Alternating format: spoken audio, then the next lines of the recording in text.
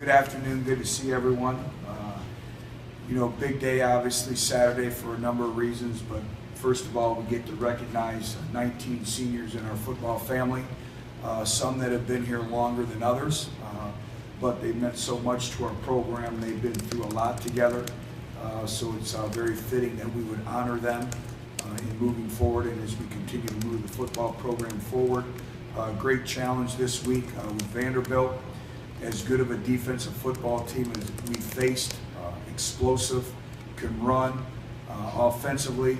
It all starts with Ralph Webb. I think he's one of the best running backs in our conference. Very explosive, can hit the home run, and they're doing some good things and good special teams, but a good football team. And it's going to be a great challenge again. A lot on the line. It all happens in our week of preparation as we continue to move forward. So I answer any questions you may have. Jimmy right here in the front, Steve and Seth. Butch, in regard to players not wearing long sleeves or anything, is that something that you've always done as a coach? Is it something that you saw another coach do and you thought that was a good idea? What was the origin of that? It's something we've kind of believed in everywhere we've been, and it's part of us. Being mentally tough and embracing the elements, and our players fed off it. And our players did an incredible job with that. They took great pride in it, and it's a staple of who we are. It's a pride of who we are. It's a mental toughness thing. Now, we don't go to the extremes. We take every precautionary measure on the sideline, and I thought our equipment staff and everyone with our game day operations of being on the road did a phenomenal job of making sure our players were warm and making sure our players needed everything that it took to win the football game. Even bringing in some ski masks with the doctors on game day from Knoxville. Just all those little things add up, and that's the quality of people that we have here, and it's all about our players. But it's just a mindset, it's a program philosophy, and it's a toughness. And I know our players believe in it. Steve in the front and Seth and Paul. I know y'all face maybe some more productive offenses earlier in the season than you have in the second half of the season, but obviously your defensive numbers have gotten a lot better. What are you seeing from your defense that's kind of caused the improvement other than just the product of the schedule? Well, when you talk about schedule, I think of staying on schedule in terms of we're able to generate more second and long, third and long situations, and any time you can create third and long situations, it becomes advantageous for you. So I think staying ahead of the sticks, improving our tackling, swarming to the football, all those things, the small details. It's always the little things that nobody sees that adds up to the big things that everyone sees. And so it's those small details of, getting, 6, 7, 8 hats to the football. It's winning your one-on-one matchups in the line of scrimmage. I think our defensive line continues to improve and get better. I think Darren Kirkland continues to improve with the volume of repetitions that he's gaining. So I think there's a lot that goes into it, but it's playing team-style defense, and we're not making very many mental errors right now. So I think it's a byproduct of a lot of little things that our players are doing well right now. Seth from the back, and Paul, Patrick, and Michael Spencer. Vanderbilt's defense is ranked 5th nationally in red zone defense. Against Missouri, the team did a good job moving the ball between the 20s, struggled a little bit in the red zone to score touchdowns. What is it that you see on film for Vanderbilt that makes them so good in the red zone, and what does this offense need to do to improve scoring touchdowns in the red zone as opposed to field goals? Yeah.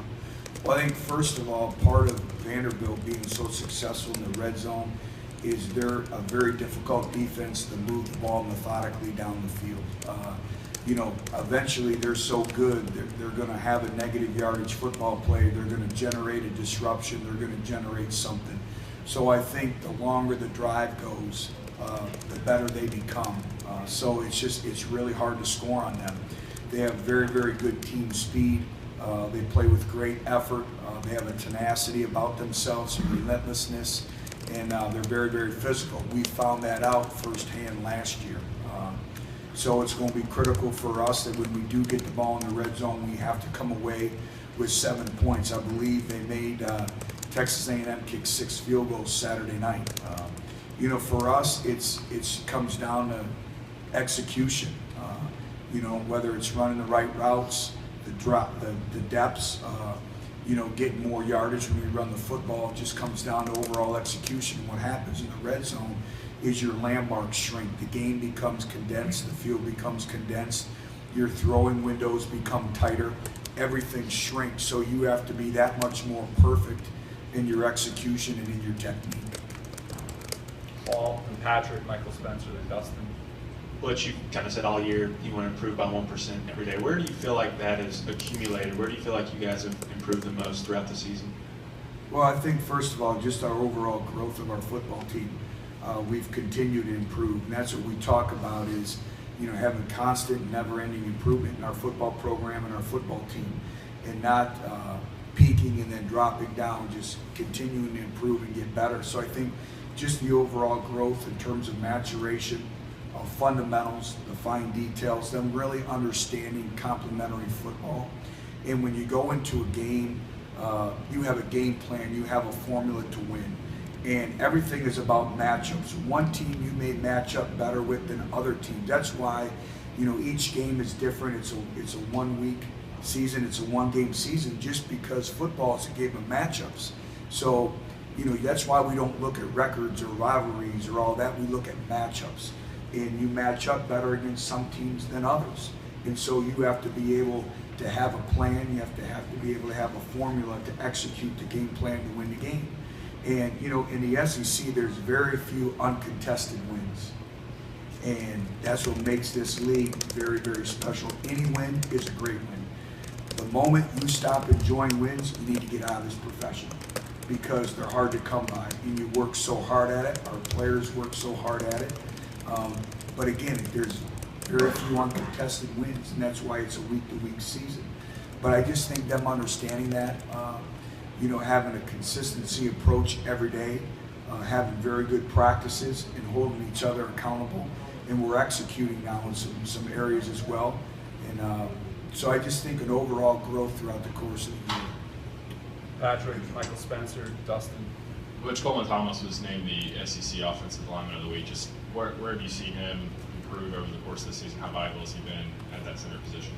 Coleman continues to get better and better and better. The use of his hands, there's been times where his base was widening and he was on the ground too much, and he's really tried to work hard on narrowing his base. And again, it goes back to, you know, the evolution of the team, just, you know, the fundamentals, the fine details. He works his craft every day in that want to improve, and I think our older players have done a very good job of mentoring him and holding him accountable for the standard and the expectation as well. But Coleman has really taken great pride in his performance in his week of preparation. Michael in the back corner.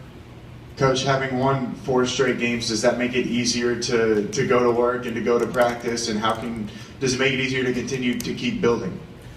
Well, anytime you win, you know, it makes it better. One coach told me, when you win, the food is hotter, the drinks are colder, and everything's better.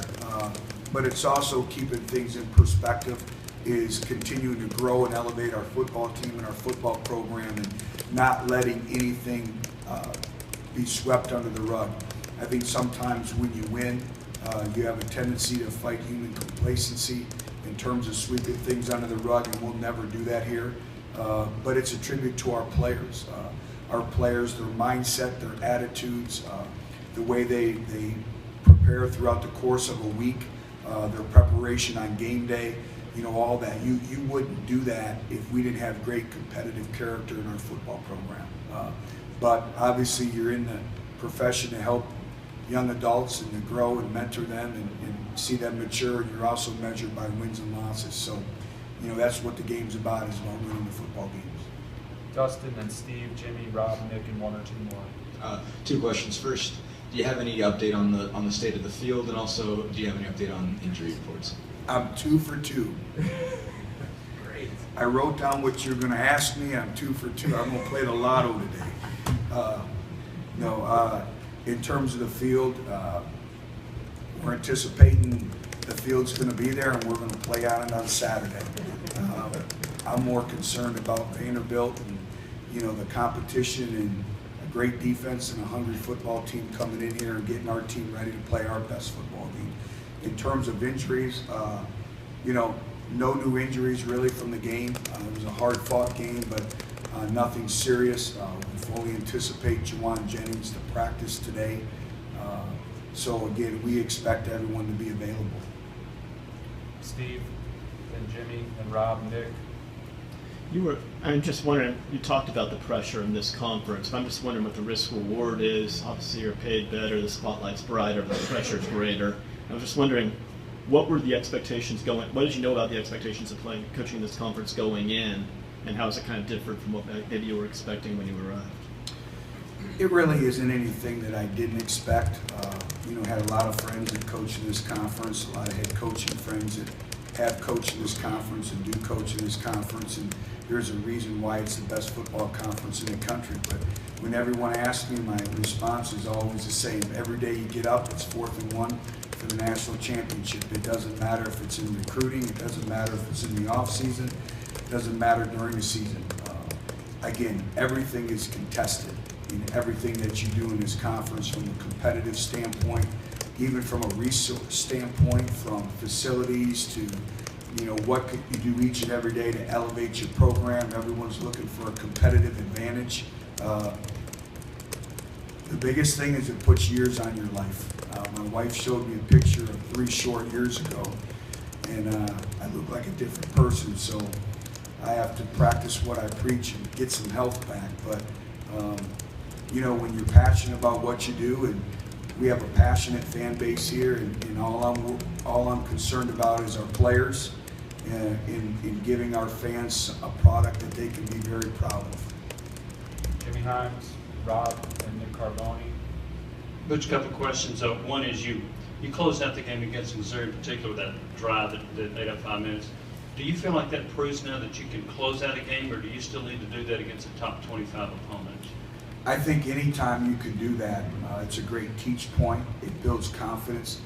The other thing when you talk about running the clock out that I thought is a tremendous teaching point moving forward was when we gave up the long pass and Malik Foreman tackled the wide receiver. And initially it was ruled a touchdown, and then via video replay, and I believe it took all 4 downs for them to score from the 1-yard line. To me, that was the maturation of a football team. And I believe it took a little over 2 minutes off the clock as well. And to me, that was as big of a play in that sequence. And what we talk about just give me a place to stand. It doesn't matter if it's, you know, with an inch to go or on the 5-yard line, just give us a place to stand. So all those things are great teaching points and moving forward. And when you have success with those teaching points, it just helps, obviously, in the confidence end of things as well. And with Josh Dobbs